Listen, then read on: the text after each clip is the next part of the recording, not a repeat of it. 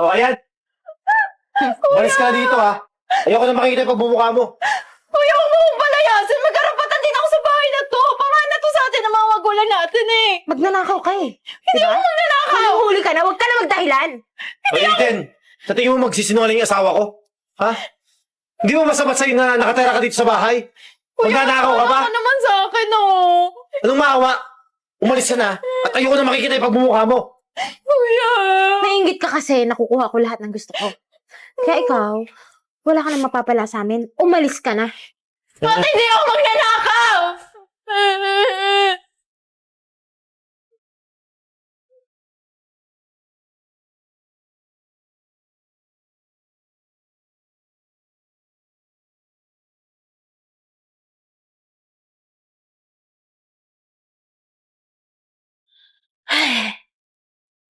Love.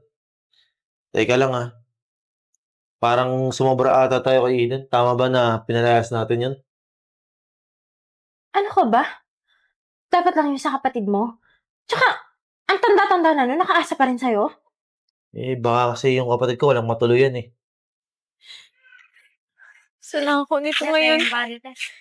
Pasensya ka na, ah. Wala akong pera eh.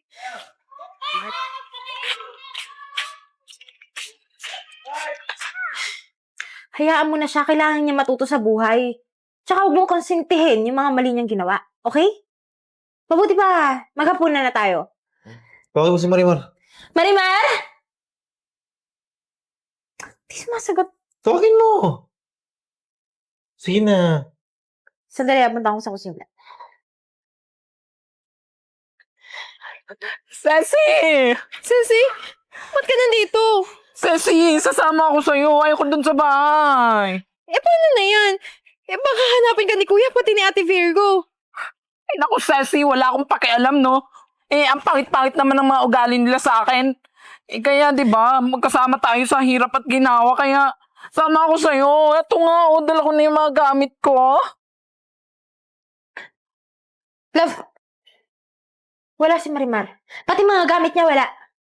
Paano naman nangyari yun? Di mo saan nagpaalam yung babaita na yun? Visit na bakla yan. Hayaan mo na, hindi ka walan yun.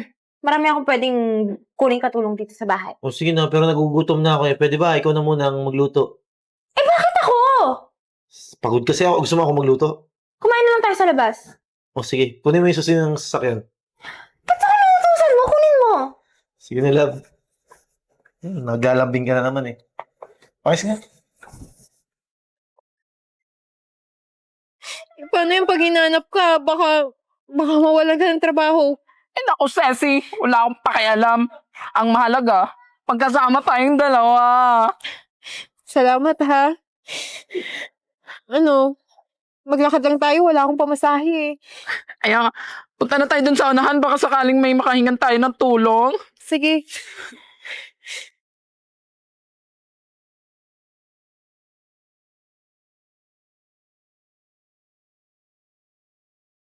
Sa wakas, tagumpay yung plano ko. Ako na lang nag-iisang reyna sa bahay na to. Hoy, ikaw. Yung nakikita mukha mo dito Ito, yung mga picture na to, dapat to, nasa basurahan.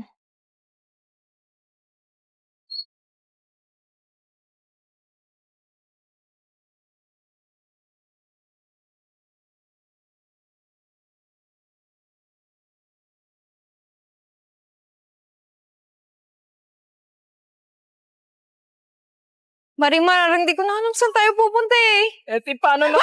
Bumangga! Ikaw ha? Bumaba ka dito!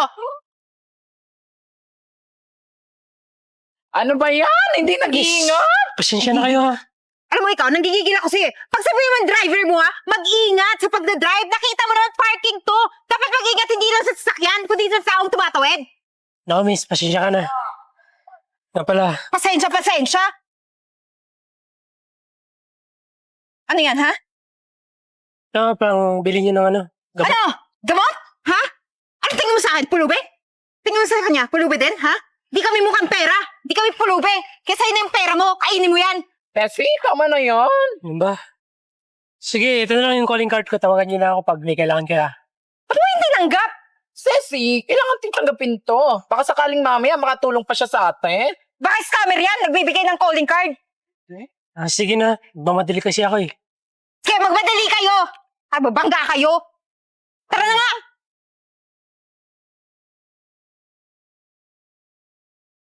Paano na to? Saan tayo matutulog na ito? Malapit na magabi, oh. Ceci, totoo niyan. Di ko alam saan tayo pupunta eh. Lakad lang tayo ng lakad. Pagod na rin ako. Ah, Ceci? Ano, may kakilala ka? Hindi. Yung calling card. Tsaka nandito yung address. Ceci, ano ka ba? Scammer yun. Kaya Hindi. nabibigyan ng calling card. Mukha namang mabuting tao yun eh. Tsaka nakita mo naman kanina, di ba? May itsura. Tsaka mukhang mayaman. Ceci, ang mga scammer, ganun yun. Dapat may magandang itsura para makapangloko ng maraming tao. Pero Ceci, try na lang natin eh. Wala na tayong ibang choice eh.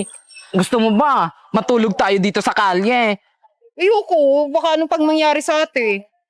Try na nga lang natin puntahan tong address na to. Ano? Sige na nga. Ah, San ba yan banda? ayun oh. Nakalagay naman dito Hirap eh. naman yun, hanapin. Wow, Ceci. Dito pala yung location ni... Yung mama kanina, yung nagbigay na tong address na to kanina, yung nakabamuntik na tayong makabangga sa atin. Ipasahan mo siyang pangalan. Ay, ma'am, sir. Ito po yung menu. Ay, pasensya na po ha. Naparito lang po kami kasi may gusto kaming kitain. Hindi po kami mag-order. Eh, hindi naman pala kayo order eh. Anong ginagawa niyo dito? Lumayas na kayo dito. Tatambay-tambay lang kayo dito eh. Ay, Jeboy. Ay, sir. Punta ko na sa kusina. Sige po. Sir? Sir? Kayo pala yung Nina. Sir? Pasensya na po kayo kanina ha, kung medyo sinungitan po kayo ni Ceci ko. Eh, sadyang mainit lang po talaga yung ulo niya kanina kasi may nangyari po kasi hindi maganda eh. Totoo po yun, kaya sorry talaga ha. Hindi ko naman ginusto yun eh, kaso nga lang bigla din kaming masagasaan. Pero sir, kakapalan na po namin yung mukha namin. Humihingi po kami ng tulong sa inyo. Wala na po kasi kaming alam na pupuntahan eh, matutuluyan. Baka naman po may alam kayong pwedeng tuluyan namin ngayon. Oo, tamang-tama. Pakante pa naman yung restaurant ko. Bali, naghahanap kami ng empleyado. Baka gusto niyo magtrabaho dito. Talaga, sir? Sir, sigurado ka po ba? Tsaka, huwag niyo ng problema yung matitirahan niyo. Ako nang bahala. Naku, sir, maraming salamat po. Sir, kailan po ba kami pwede magsimula? Maybe bukas kasi ayusin muna natin yung mga gamit niyo. Sige po. May trabaho na tayo, Ceci. Maraming salamat po, sir. Salamat po, sir ha. Sige na. Tanda ko muna yung mga gamit niyo at tsaka merienda ko muna kayo. Sige po. Maraming salamat ulit. Thank you, sir. Thank you so much. Ceci! Hindi ka nagkamali. Tama ka. Sabi ko sa'yo, Ceci, mapait na si Pogi. May trabaho na tayo. Yeah! Gusto ko ba nilagay yung wallet ko?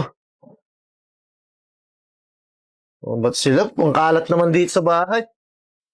Kailangan nawawalan magamit.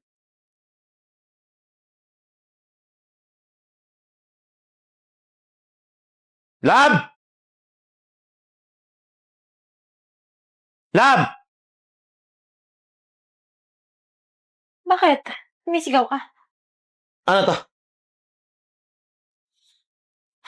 Saan mo nakuha to? Ha? Saan mo ito nakuha? Sa kwarto ni Eden, oh. Sa kwarto ni Eden? Sabi ka ng totoo sa akin. Anong ginagawa mo? Ha? Anong ginagawa ko? Ha? Eh, hindi ko nga alam, di ba? Andyan, no? Andyan sa mga make-up mo. Ano to? Ha? Pinaniwala mo ako na si Eden ang nagnakaw? Para ano? Hindi ko alam. Hindi ko nakita eh. Wala naman ako ibang pagbibintangan. Hindi ka naman nagsusuot ng alahas. Siya lang naman yung babae dito na... Kaya nga, bakit mo kailangan sabihin na nangyakaw ni Eden yan? Para palayasin ko? Ha? Ano bang ginawa ang masama sa'yo ng kapatid ko? Sorry! Hindi ko alam! Sorry? Alam mo, mas mabuti pa. Ikaw yung umalis. At sana hindi na lang ako naniwala sa'yo. Alam, nagkamali lang ako. Kamali. Akala ko kasi kinuha niya. Alam mo, huwag ka nang palasot. Alam ko naman, nung una pa lang, na pera lang ang habol mo sa akin. Kaya pwede ba? Umalis ka na. Hanggang meron pa akong respeto na titira sa'yo. Sige na. Kapal ng mukha mo. Bakit kaya tayo pinatawag ni sir? Magsasarado na. Kaya nga, Ceci, hindi ko nga rin alam eh. Baka mamaya na-miss lang tayo ni Seth. Baka may kasalanan tayo, hindi natin alam. Ay, Kapala Eden, Marimar. Kaya ko pala kayo pinatawag dahil may gusto na akong sabihin sa inyo eh. ano po yun, sir? May nagawa po ba kaming kasalanan? Sir, huwag mo sasabihin, magpropose ka sa akin. Kapala Eden. Congratulations. Kasi mapopromote ka na as manager. Sir, totoo po ba yan? Kababago ko lang po eh. Kasi nakita ko yung potential mo dito sa restaurant. Tsaka kung paano mo entertain yung mga customer. No, sir, marami pong salamat. Naku, Ceci, congratulations! Deserve na deserve mo yan! Huwag po kayong mag-alala. Pagbubutihan ko po yung pagtatrabaho. Sige, Panabel, alis na ako Sige po, sir. Ingat po kayo. Thank you! Ceci! I'm so happy for you, Ceci! Ay, thank you. Thank you. Ay, mamaya, libre mo ko, Sure, anong gusto mo? Coffee? I love your coffee! Yung brown. Coffee! O tara na, magsarado na tayo para pumunta tayo dun sa pastries. Oh, sige, patay mo yung ilaw. Ay, okay lang yan pala. Uy, Eden, kuya?